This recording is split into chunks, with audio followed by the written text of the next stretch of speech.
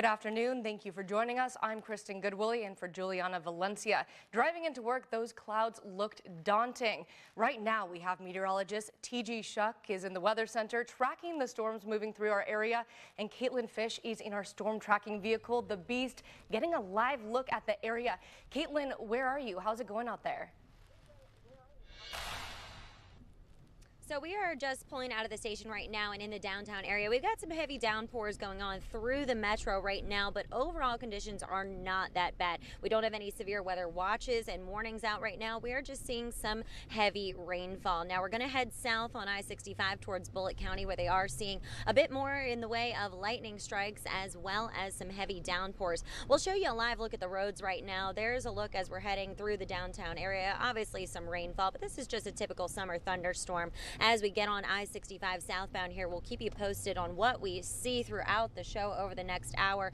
We are expecting some heavier downpours south of Metro Louisville over the course of the afternoon. Our severe weather threat mainly due to downpours and maybe some stronger wind gusts. Tornado threats low. TG is going to talk more about that in just a moment. For now, I'll come back on cam here in the Beast. We are driving in our Commonwealth Dodge Ram Beast vehicle here down I-65, and of course we'll keep you posted throughout the newscast on what we see. Back to you guys. Hey, thanks, Caitlin. And yes, where Caitlin is headed, that's where the heaviest rain is going to be and thunderstorms. It's really going to be along and south of the parkways as we go through the remainder of the early and middle part of the afternoon. This stuff's moving along pretty good. I wouldn't be shocked if by mid-afternoon a lot of it clears the area. But again, we're really going to be focusing on this area, E-Town, Bardstown, out to Western Kentucky Parkway. It has not been worked over down toward Campbellsville and Columbia, but zooming in here on the metro area, another round of some pockets of moderate to heavy rain.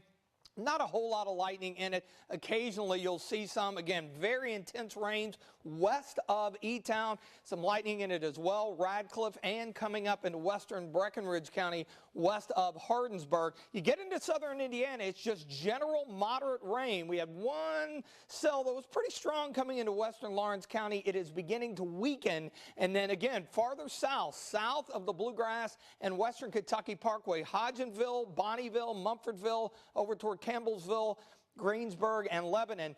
Those areas, again, have not been worked over at all. So if we see anything in the way of stronger storms, I think this will be the favored area because you can see what's happening. Watch the loop here. Notice the storms out here to the west. They'll begin to peel down to the southeast, kind of heading toward the moisture source because our dew points are higher there. As far as our severe weather outlook, still in that slight risk for much of the area. Strong winds, strong storms, gusty winds, some heavier rain, maybe some hail. The tornado threat's pretty low.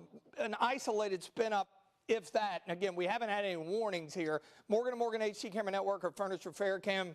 69 in the rain-cooled air out at the International Airport. I do want to show you temperatures down south where it does not rain. Look at it, low and mid-80s, and our dew points are very high, 70 or above. That's tropical, so that's why I think that area is primed for at least a stronger storm or two over the next couple of hours. We'll see how this whole area moves through Kentuckiana as we go through the rest of the afternoon. More in full weather coming up.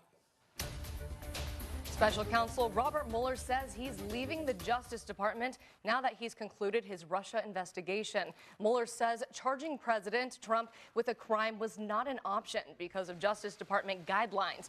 Mueller made the announcement Wednesday in his first public statement since his appointment 2 years ago. He said the investigation is complete. He's formally closing the special counsel's office and resigning from the Department of Justice to return to private life. The water is dried up at 4 Louisville public pools, and it's going to stay that way all summer.